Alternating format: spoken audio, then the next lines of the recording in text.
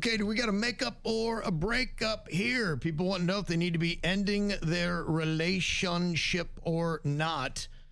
This person had an argument with their fiance about, or their wife about finances, and apparently they made up and they thought everything was fine, but it says here that she offered to make me some soup. I said yes, had to run to the store, forgot my wallet, so I came back inside, had no idea, or she did, that I saw her spitting in my cup of soup. What? I said, did you just spit in my soup? And then she completely turned it on me and gaslit me. She said that she was just tasting the soup and swore up and down that she did not spit in it, but I know what I saw. But she insists she would never do something like that. Now I'm just concerned, okay, what do I do? What is the sign of that? If she's going to spit in my food, what else would she put in it? I would never eat anything again. And that's not the first spit you've eaten. Yeah, this girl doesn't like you. And you got to figure out how to protect yourself. You're married to someone who doesn't like you. And maybe she's acting nice in front of you, and then when she's alone, she's spitting in your food. Yeah. This is scary. Well, it definitely is. I mean, you clearly have some issues that are going on, and just having one argument about finances, if that's what it was, you either have a lot of underlying issues or she has got some serious anger issues if one disagreement's going to set her off to do that. If that happened to you and you swore you saw the queen spit in your food, but then she's like, I swear, up and down, I didn't do it, would that mess with your mind a little bit and go, did I really see that? Or would you go, no, I know what I saw?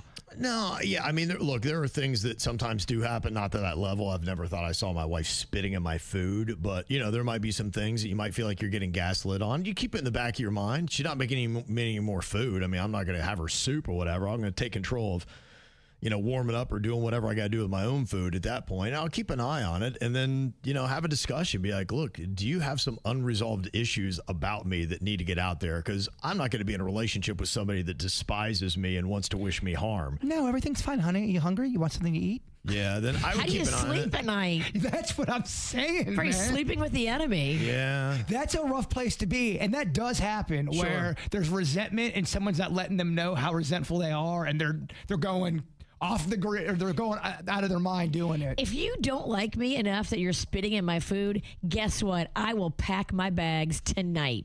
Mm-hmm. I'm out. Yeah, I agree. Don't bye. Yeah. It's not even up for discussion. Yeah. And you know what you saw.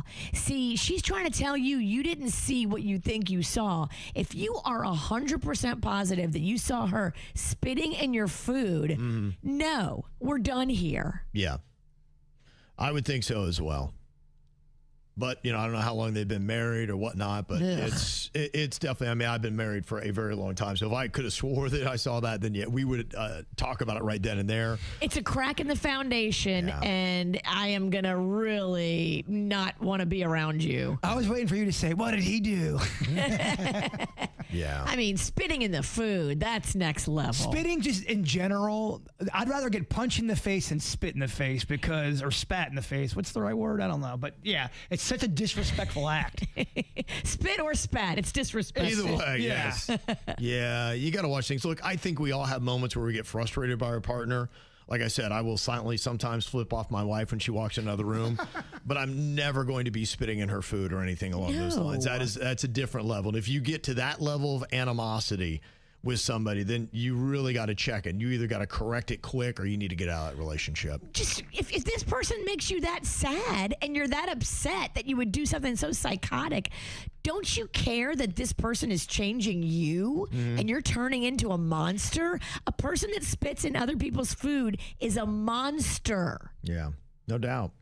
Well, another question here for makeup or breakup is, do you stay with somebody when your kinks don't match up? You said that your niece's friend, Jaber, got dumped by a guy that she was dating because he always wanted to paint her toes, and she was icked out by that and wasn't comfortable with it. I wish Panda would give me pedicures. I save so much money. I apparently this guy had a major foot fetish and was into feet, and she's so not down. This is according to her, and he always wanted to paint her nails and Yes, Daddy. dress up her feet Yes. and wash her feet, make out with her feet, do all this stuff. Let's go. And she's like, no, because there are people who love feet and there are people who are repulsed by them.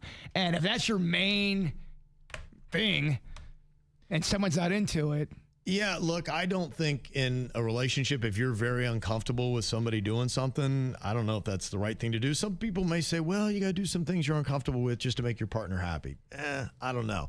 So the question is, could you be in a relationship? Let's say that your kinks weirded out him, his kinks weirded out you, and they weren't in alignment. Does that couple have any chance of a successful relationship? It depends, too, on how driven are they by these kinks. Some people can have a kink and it's just, not all the time, just something they're turned on. But then there's other people who that dominates their thoughts and that's what drives them. And I think if you're dealing with that, that's going to be an issue.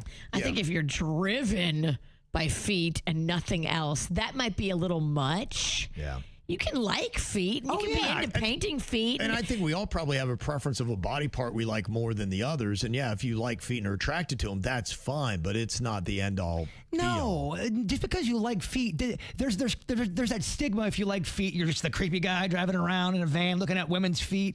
That's not the case. That guy does exist. No, he does exist. That guy is real, so be careful. I used to see him at Payless Shoe Source. But there are some people who just like feet. Yeah, you're right. They do. I asked, can you be in a relationship if you need your kinks and they don't line up?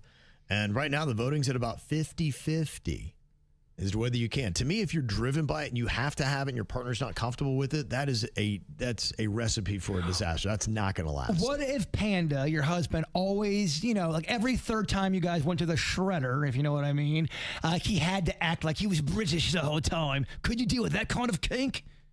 He wants to be British. He just like every fifth time you guys, do your thing. He just happens to be British the whole time. Don't you feel bad for Honeyface? Because she gets some of this. Oh, yeah. Like she has to be British like once a month, maybe. What she has to deal with, I mean, imagine when he brings out his mime kink. Can you imagine dealing with that, huh? Someone give that girl a plaque. This is a walk in the park compared to Beetlejuice. Yeah. Beetlejuice had to talk. What's going on? I never shut up. At least the mime can stay silent. It's true. I think if someone really needs to be British and it's not every time, all right, be British. Okay. Now, would you play along and be British? I got to be British too. You know where this is going? That requires a lot of focus. I could not see that ever happening. Yeah, a lot of people kind of agree with this. Callie had said, if the kink is something spicy and fun, okay, I'm in. But if it's something disgusting or weird, no, I'm probably out. And 62% of people are saying that a relationship will not work if you have to have your kinks and they do not line up with your partner. I agree with the 62%. Yeah. Yeah, that's true, though. I mean, if it's just weird, like British, we can deal with that. If it's gross, like, you got to get rubber sheets. Gross or humiliating or it makes you feel just less than. Yeah. No, we don't put up with any of that. Yep. No degradation.